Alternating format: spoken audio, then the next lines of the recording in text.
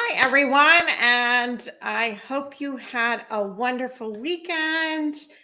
I'm coming live to you today, and I want to talk about 3 ways you can prepare your team to be successful when you take time off.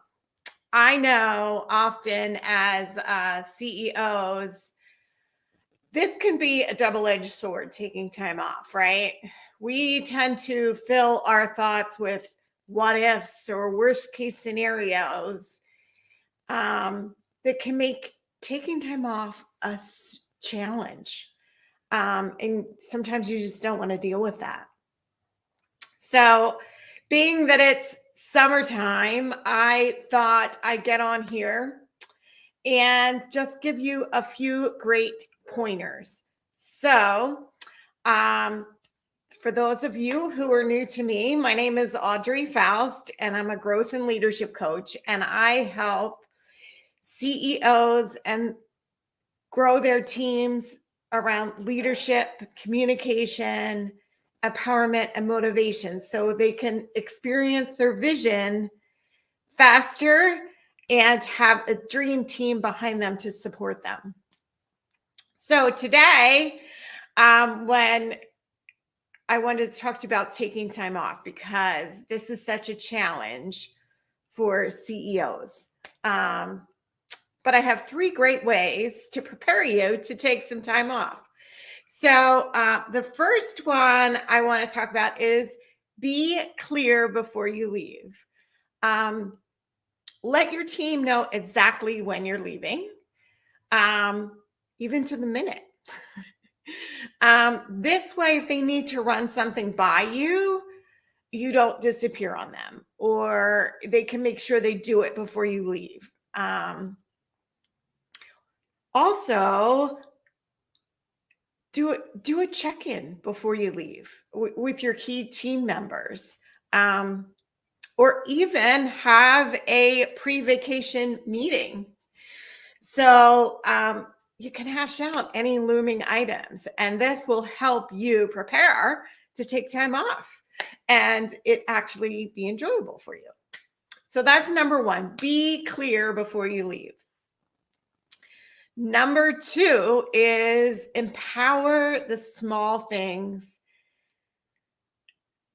to let your team be in charge of the little things, right? And then create an individual who is in charge of the larger things, okay? Designate one person on your team that when you're out, it is clear that they're in charge. I worked in a small company, and the owner would often go away and not designate one person who was in charge. And there were a couple people that would kind of take the reins, even though it was kind of unsaid that I was in charge. There became a conflict. And between team members, if you don't make it clear who's in charge, either they're going to bother you on your vacation, your time off, or there's going to be a conflict in the office between who is in charge. Make that one person that you put in charge the only person in the company that can contact you. So make sure you do use the best person possible, so they're not going to contact you unless it's an emergency, something they can't handle. So yes, so empower your team to handle the small things and put one person in charge. That is the only person that can contact you while you're on your vacation, and only for decisions they can't make. So that's number 2. Number 3 is set boundaries. Not only set boundaries, but stick to them. So let your team know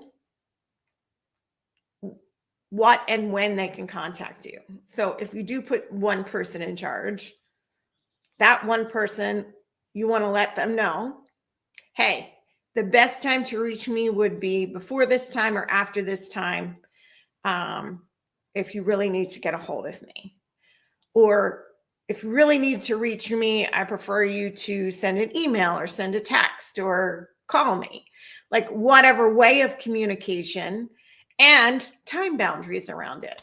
So you're not constantly being bombarded with things. So it'll make your vacation so much easier, so much better. And, or possibly even, you know, like I possibly even give a person access to your email. So if you don't want to be bothered with your emails while you're on vacation, which I don't suggest, either put an away message in so everybody is perfectly clear that you won't be checking your emails while you're sitting on the beach or wherever you are. Or put somebody else in charge. Put someone else in charge of your emails, and they can get in your email box and reply to necessary emails. So there's two options there for setting boundaries. And, I often struggle with this boundaries one, I have to say. Have found myself sitting on the beach replying to emails that I know I shouldn't reply to. But the problem with doing that is once you open that up, you're removing your boundaries, right? You've just said it's okay to contact me while I'm on the beach on vacation, and you're going to open the floodgates.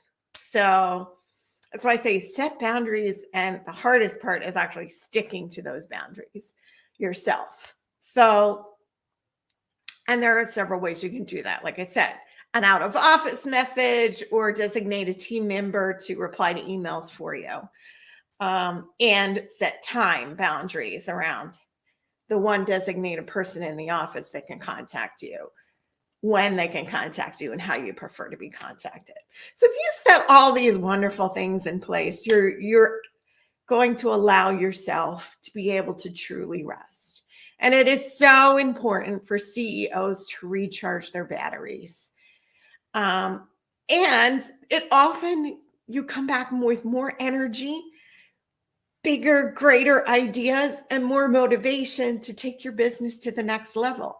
When you don't allow that time to really, truly rest, to recharge, and to really just switch off for a few days. Some of the best things will happen when you do that, when you switch off.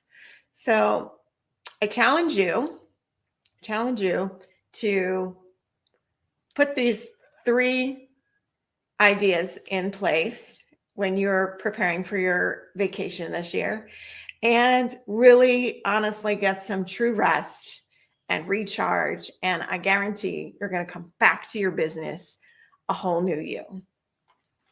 And if you have any great tips for going on vacation as a CEO, I'd love to see them in the comments. Let me know. Let me know how you prepare your team, how you set your boundaries, and how what you do before you leave. I'd love to hear. All right. I hope you have a wonderful week, and I will talk to you next week. If you want to reach out and brainstorm some great ideas so you can get that rest you truly need on your time off, reach out. I'd love to talk to you. All right. Thanks, and have a great day.